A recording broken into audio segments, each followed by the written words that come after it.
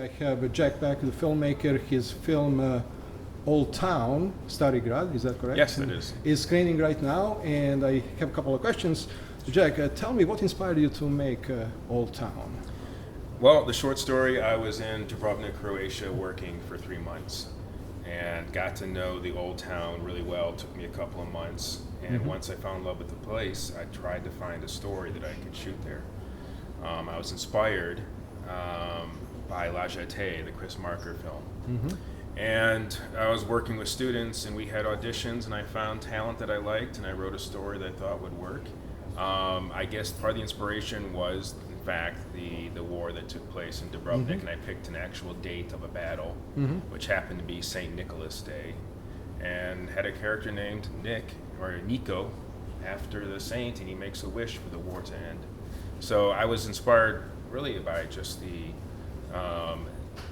area, the location, and then there was a little gallery that was off in the corner of one little square that had the photos of those that had died during the war, and that inspired me to try and address the past and connect it to the present. Yes, coming from there, actually, I'm very familiar with what was happening there. I'm from Serbia, but I always say I'm from former Yugoslavia because I came before all of this stuff happened. You know the area. Yes, and it's a lot of times we don't have many films from Europe. Usually, only maybe 20% films are from Europe, and I'm surprised to see films coming in, and it's a huge. Kind of refreshment to see something from Europe that also deals with social justice, with war, with all of these issues that we are all familiar with. Yeah, but to be honest, I am from Cleveland.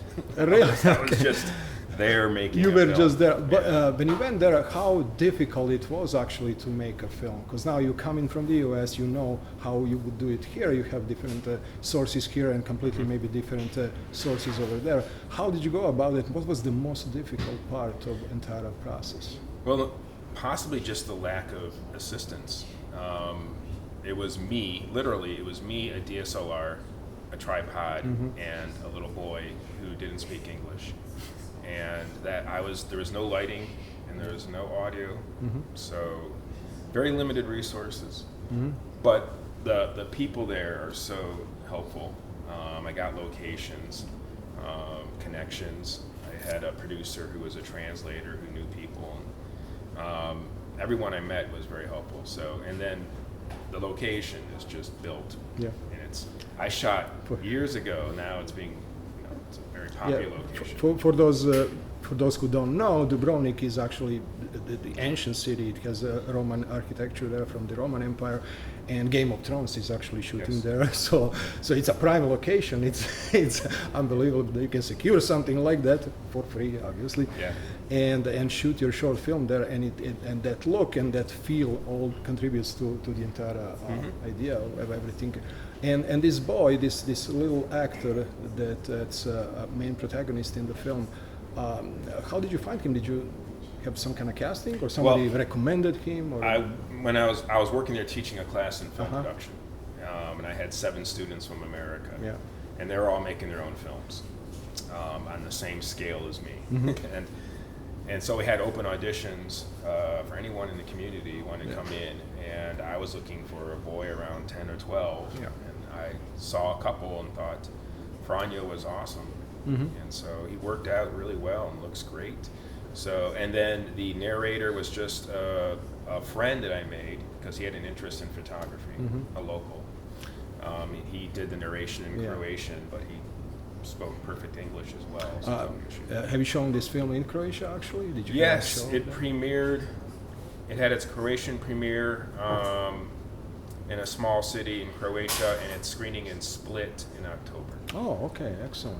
So yes, I finally got that screen. Yeah. No, it's a really powerful film with powerful message, and it's very natural in a way it was made. You know, especially when you deal with amateur actors and maybe some people who never acted. Sometimes it could be even better than with the regular actors because you see this nature come out, this natural way of acting that you don't see all the time. No, he was untrained, and if there was a take where he was giving too much, I would just bring him down a little bit. Yeah. and I think he did a really good job. Excellent. So what's coming next? Do you have on your creative mind something else as a new project, maybe a new short film? There's a couple of shorts. I've done a lot of abstract video in the past. I've done, of course this was fiction, I've done fiction before too. So I might go back to that using analog video. Okay. I've done two, it's in a series called Aux for Auxiliary. Yeah. So I'm kind of working maybe towards that next. Yeah. And then something else, but it's too soon to say really what That's it is. that's great. Well, thank you for coming, Oh. and I wish you a great success with this film and many more festivals. And hopefully to see you again at KinoDrome with some new work maybe in a couple of years. Great, thank you so much.